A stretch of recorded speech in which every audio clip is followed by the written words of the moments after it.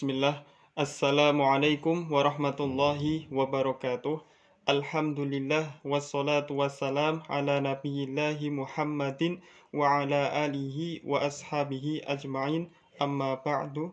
Allahumma faqihna fid din wa 'allimna ta'wil. Oke, baik teman-teman dan ustadz-ustadz sekalian. Mari kita lanjutkan kembali belajar saya di kitab Tahdhibus Sirah Ibnu Hisham. Nah, saya ucapkan jazakumullah khairan kepada teman-teman yang berkenan untuk menyimak belajar saya dan mengoreksi belajar saya.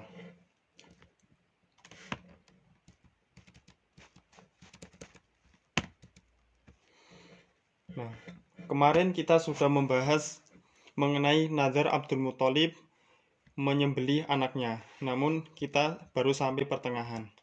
Nah, jadi kemarin sudah kita bahas bahwasanya Abdul Muthalib itu memiliki nazar bahwasanya ketika dia memiliki 10 orang anak yang mana 10-nya ini mampu atau mencapai usia yang dewasa dan mampu melindunginya, maka ia akan menyembelih salah satunya. Maka ia mengabarkanlah nazarnya tersebut kepada anak-anaknya dan menyuruh mereka untuk mengambil qidah dan menuliskan namanya di qidah tersebut gitu, masing-masing anaknya. Lalu membawanya kepada sohibul qidah untuk diundi. Nah, dan kita sudah bahas kemarin bahwasanya di masa tersebut Arab jahiliyah itu memiliki 7 qidah. Nah, dan qidah tersebut sudah kita tahu bahwasanya ada yang bertulisan aql ketika mereka berselisih mengenai dia, terus ada yang bertulisan minkum, min ghairikum, mulsaq ketika mereka berselisih tentang nasab seseorang gitu. Nah, ada juga yang bertulisan na'am atau la jika mereka memiliki berkeinginan untuk sesuatu atau berkeinginan melakukan sesuatu. Dan juga ada tulisan miyah. Miyah ini ketika mereka ingin menggali sumur. Nah, itulah qidah-qidah yang digunakan oleh orang Quraisy pada zaman jahiliyah untuk mengundi nasib mereka. Nah, maka Abdul Muthalib pun demikian menggunakan cara tersebut untuk mengundi anaknya siapa yang akan ia sembelih gitu. Nah, kita lanjutkan. Seperti biasa, saya akan membaca terlebih dahulu teksnya. Nah, teman-teman bisa mengoreksi bacaan saya. Ketika ada yang salah, bisa langsung dikoreksi dan ditulis di kolom komentar. Baik, bismillah.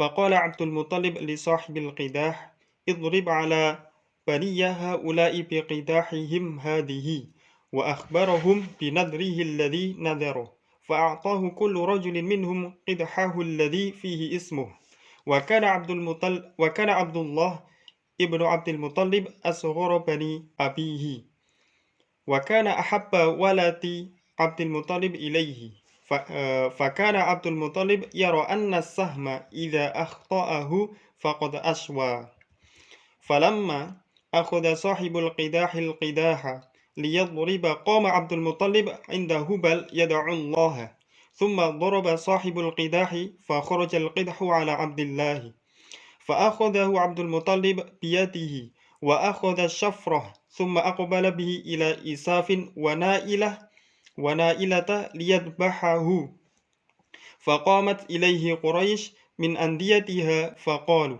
ماذا تريد يا عبد المطلب قال أذبحه فقالت له قريش وبنوه والله لا تذبح أبدا حتى تعذر فيه لئن فعلت هذا لا يزال الرجل يأتي بابنه حتى يذبحه فما بقاء الناس على هذا وقال له المغيرة ابن عبد الله ابن عمر ابن مخزوم وكان ابن أخت القوم والله لا تذبح أبدا حتى تعذر فيه فإن كان فداؤه بأموالنا فديناه وقالت له قريش وبنوه لا تفعل وانطلق به إلى الحجاز فإن به عرافة لها تابع فسلها ثم أنت على رأس أمرك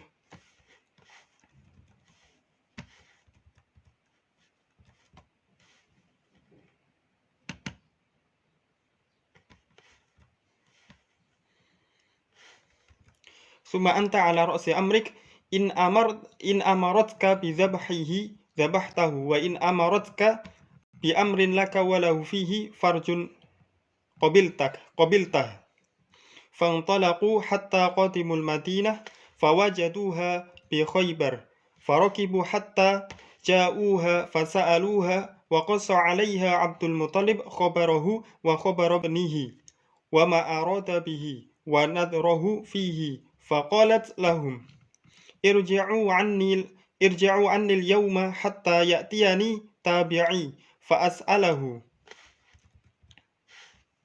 فرجعوا من عندها فلما خرجوا عنها قام عبد المطلب يدعو الله ثم غدوا عليها فقالت لهم قد جاءني الخبر كم دية فيكم قالوا 10 من الإبل قالت فارجعوا إلى بلادكم ثم قربوا صاحبكم وقربوا 10 من الإبل ثم اضربوا عليها وعليه بالقداح فإن خرجت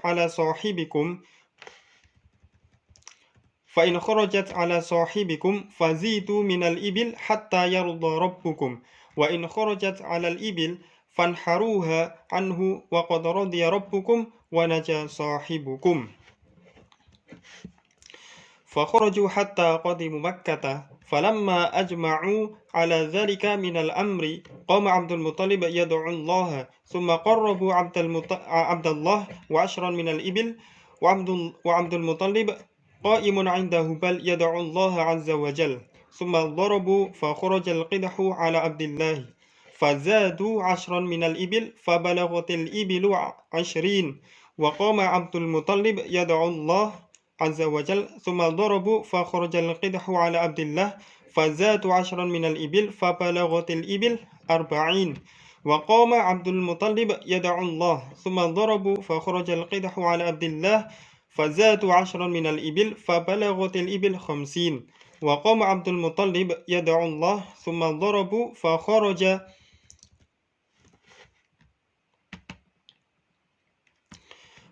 القدح على عبد الله فزادوا 10 من الإبل فبلغت الإبل 60 وقام عبد المطلب يدعو الله ثم ضربوا فخرج القدح على عبد الله فزادوا 10 من الإبل فبلغت الإبل 70 وقام عبد المطلب يدعو الله ثم ضربوا فخرج القدح على عبد الله فزادوا 10 فبلغت الإبل 80 وقام عبد المطلب يدعو الله ثم ضربوا فخرج القدح على عبد الله فزادوا 10 من الإبل فبلغت الإبل 90 وقام عبد المطلب يدعو الله ثم ضربوا فخرج القدح على عبد الله فزادوا 10 من الإبل فبلغت الإبل 100 وقام عبد المطلب يدعو الله ثم ضربوا فخرج القدح على الإبل فقالت قريش ومن حضر قد انتهى رضا ربك يا عبد المطلب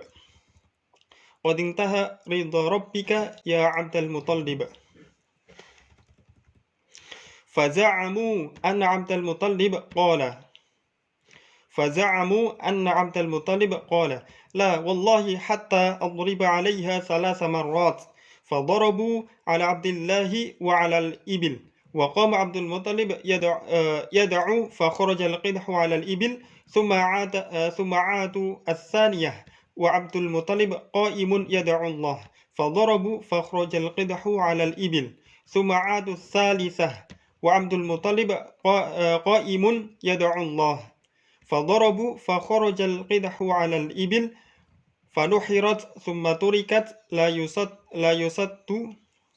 لا يسد عنها إنسان ولا يمنع. Alhamdulillah telah selesai kita baca teksnya. Nah, sekarang kita akan bahas ceritanya. Mohon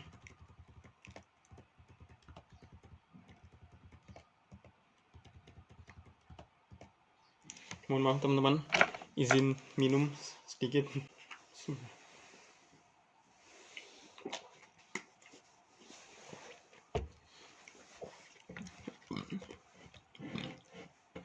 Baik, kita lanjutkan. Nah, jadi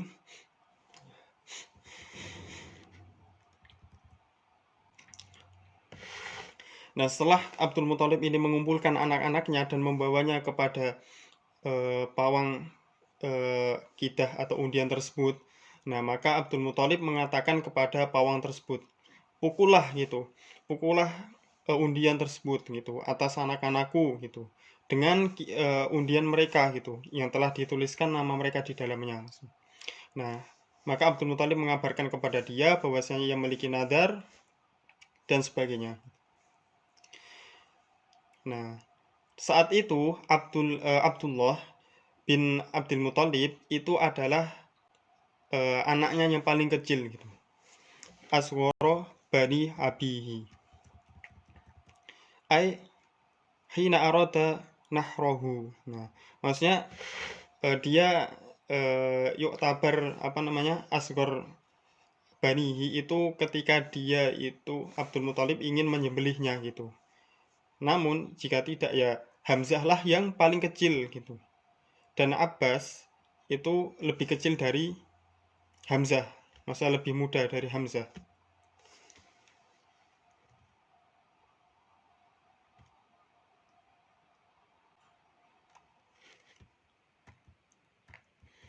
Oke, sampai mana tadi? Nah, dan Abdullah itu juga anak Abdul Muthalib yang paling ia cintai gitu. Nah, maka ia memandang atau melihat bahwasanya kalau misal anak panahnya itu mengenainya, maksudnya menunjuk kepada Abdullah, idza akhta'a faqad aswa. Ya dia apa ya? Faqad aswa. Aswa itu meleset maksudnya, meleset. Ya jadi ya mungkin Abdul Muthalib ini dia berharap undiannya itu tidak mengenai Abdullah.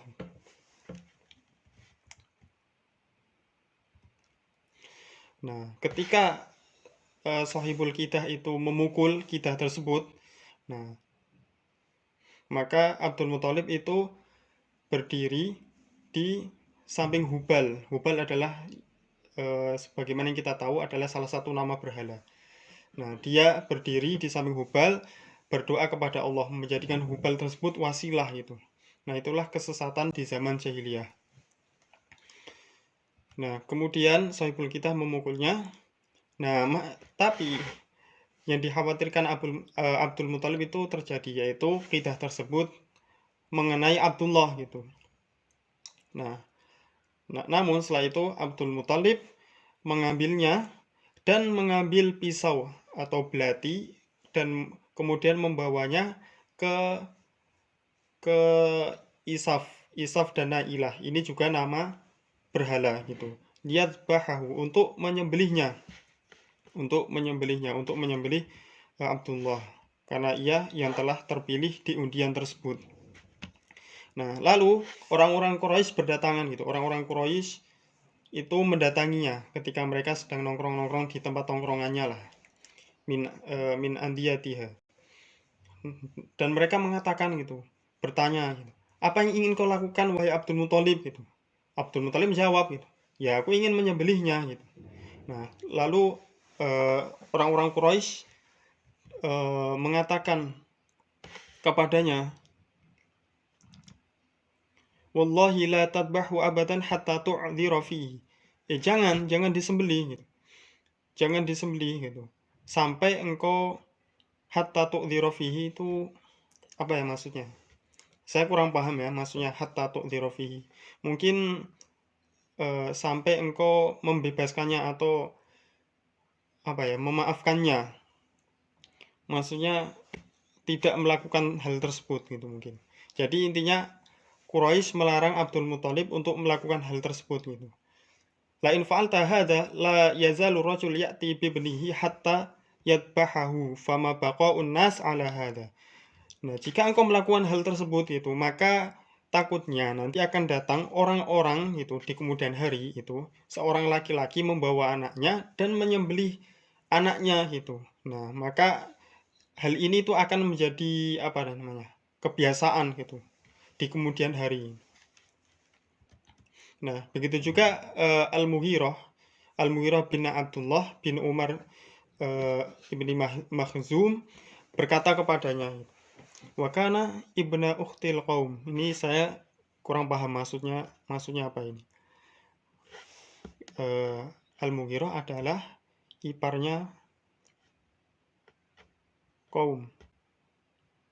Wallahu a'lam, saya tidak paham maksudnya ibna ukhtil qaum itu gimana maksudnya. Anaknya, saudarinya kaum, gimana maksudnya. Nah, intinya Al-Mughirah mengatakan kepada Abdul Muthalib, Wallahi la tadbahu abadan hatta tu'dhira fihi. Nah, sama jangan disembelih gitu. Hatta tu'dhira fihi. Nah, teman-teman bisa ditulis di komentar jika tahu maksudnya gitu. Maksud uslub tersebut hatta tu'dhira fihi itu. Fa in kana fida'uhu bi amwalina fatainahu. Nah, jika tebusannya adalah dengan harta kami, ya kami akan menebusnya gitu. Jangan disembelih. Nah, dan orang Quraisy juga mengatakan, La taf'al wantalik bihi ilal Hijaz gitu. Jangan lakukan gitu. Pergilah ke Hijaz gitu. Di sana itu ada seorang dukun perempuan gitu yang memiliki tabi. Tabi di sini maksudnya mungkin jin gitu ya. Dia memiliki khotam dari jin gitu maksudnya tuh. Dia memiliki bantuan dari jin. Gitu. Fasalha summa anta ala ra'si Amrika. Nah, tanya dulu kepada dia. Nah, setelah itu barulah kamu mendapatkan keputusan gitu. In amarat ka bidzabhihi dzabahtahu. Ya jika dia menyuruhmu untuk menyembelih Abdullah, maka lakukanlah gitu. Wa in amarat ka bi amrin laka walahu fihi farjun qabiltahu. Namun jika dia itu memberikan kamu solusi gitu, solusi untuk hal ini, maka terimalah. Nah, fangtalaqu hatta qatimul Madinah fawajatuha bi Khaybar. Nah, lalu mereka pergi nih, Abdul Muthalib dan mungkin beberapa orang Quraisy atau anaknya gitu kan, datang ke Madinah. Dan ia mendapatinya seorang dukun tersebut itu di Khaybar gitu. Mereka mengendarai kendaraan mereka sampailah ia kepadanya. Lalu mereka bertanya kepada dukun tersebut gitu, atau peramal tersebut. Dan Abdul Muthalib menceritakan tentang halnya gitu, dan hal anaknya gitu, dan apa yang ia inginkan, dan juga menceritakan tentang nadarnya tersebut gitu. Maka peramal tersebut mengatakan kepada mereka, pulanglah atau pergilah dariku hari ini gitu, sampai datang kepadaku tabi'i atau khotamku atau jinku, sehingga aku bisa bertanya kepadanya. Nah, maka mereka pergi darinya. Nah, lalu keesokan harinya gitu kan, Abdul Muthalib dan rombongannya itu datang kembali nih kepada peramal tersebut. Lalu peramal tersebut mengatakan kepada mereka, nah, telah datang kabar kepadaku gitu. Maksudnya telah datang keputusan gitu kepadaku gitu. Lalu ia menanyakan, peramal ini menanyakan kepada mereka, kami diyah fikum. Nah, tebusan atau diyah di kalian, di kalangan kalian itu berapa sih? Nah, mereka menjawab, ashrun minal ibil. Qalat. Nah, lalu Arafah tersebut menimpali gitu. Farji'u ila biladikum summa qarribu sahibakum wa qarribu ashran minal ibil. Nah, oke. Lalu pulanglah ke negeri kalian. Kemudian dekatkanlah teman kalian, maksudnya orang yang kalian undi tadi, maksudnya Abdullah, dan juga dekatkanlah atau sediakanlah 10 dari 10 unta gitu. Dan pukullah dan undilah antara keduanya gitu, antara Abdullah dan juga antara 10 dari unta tersebut gitu. Jika keluar kepada teman kalian, maksudnya Abdullah, maka tambahlah unta tadi 10 lagi gitu, sampai Tuhan kalian itu ridho gitu. Dan jika keluar kepada ibil atau unta, maka sembelihlah gitu, karena Tuhan kalian telah ridho dan teman kalian telah selamat gitu.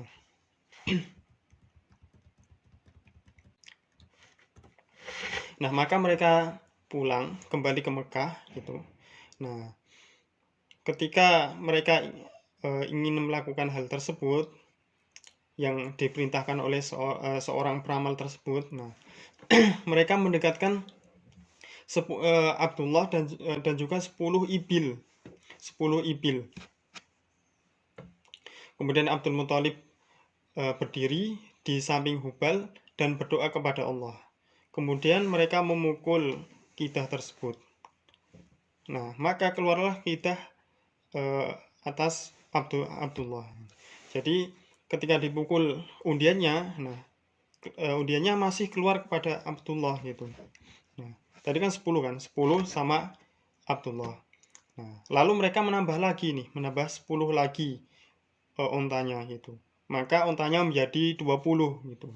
Kemudian Abdul Muthalib berdoa kepada Allah, kemudian mereka memukul lagi undian tersebut. Tapi masih saja undian tersebut mengenai Abdullah gitu. Maka mereka menambahkan 10 lagi, 10 onta gitu. Fabalaghatil ibil arba'in. Nah, ini nggak tahu, saya kurang mengerti kenapa kok yang 30 itu di skip gitu. Fabalaghatil ibil salasin itu di skip, langsung ditulis arba'in. Wallahu alam. Nah, jadi intinya setiap kali mereka itu memukul undian tersebut, undiannya selalu saja mengenai Abdullah gitu. Nah, ketika itu pula mereka menambahkan ontanya 10 lagi gitu. Nah, ontanya menambah 10 sampailah ontanya mencapai bilangan 100 gitu. Nah, maka diundilah antara Abdullah dan 100 onta gitu. Lalu saat itu ketika ontanya sudah mencapai 100, nah undiannya itu keluar dan mengenai ibil atau onta. Nah, maka orang-orang Quraisy berkata gitu. Orang-orang Quraisy yang hadir di situ, waman hadara, dan orang-orang yang hadir di situ gitu. Qad intaha ridha rabbika ya Abdul Muthalib. Nah, Tuhanmu itu telah ridho ya wahai Abdul Muthalib gitu. Nah, faza'amu maksudnya itu adalah orang-orang yang membawa riwayat tentang cerita ini, yang menukil cerita tentang kisah ini, itu mereka menduga gitu. Faza'amu gitu. Jadi ya bisa benar, bisa salah gitu. Faza'amu, mereka menduga, anna Abdul Muthalib qala, bahwasanya Abdul Muthalib itu berkata gitu. Enggak, saya tidak akan melakukannya gitu. Maksudnya tidak puas gitu sampai aku itu memukul atau mengundinya 3 kali gitu. Nah, maka Abdul Muthalib mengundinya antara Abdullah dan 100 ekor unta tadi itu 3 kali gitu. Nah, dan ketiga-tiganya itu undiannya itu mengenai ibil. Nah, maka Abdul Muthalib ini sudah yakin nih, sudah mantap gitu, bahwasanya memang yang dipilih adalah ibil, 100 ibil, bukan Abdullah, dan Abdullah selamat dari penyembelihan tersebut gitu. Fanuhirat tsumma turikat la yusaddu anha insanun wa la yumna. Nah, maka disembelihlah ibil tersebut, 100 ibil tersebut disembelih, kemudian ditinggalkan, dan manusia tidak dihalangi dan tidak juga dilarang, maksudnya untuk mengambilnya gitu. Jadi siapa saja yang mau silahkan gitu. Oke, jadi mungkin cukup sekian belajar saya pada kali ini. Dan mungkin bagi teman-teman yang memiliki koreksi atau memiliki apa namanya,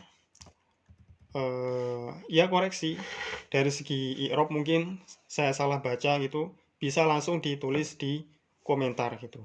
Nah, saya ucapkan jazakumullah khairan kepada teman-teman yang berkenan untuk menyimak dan berkontribusi untuk membenarkan belajar saya di sirah ini. Nah, saya ucapkan jazakumullahu khairan. Semoga Allah melimpahkan kebaikan kepada kalian, kepada kita semua. Amin ya rabbal alamin. Baik, mungkin cukup sekian, kurang lebihnya mohon maaf. Wassalamualaikum warahmatullahi wabarakatuh.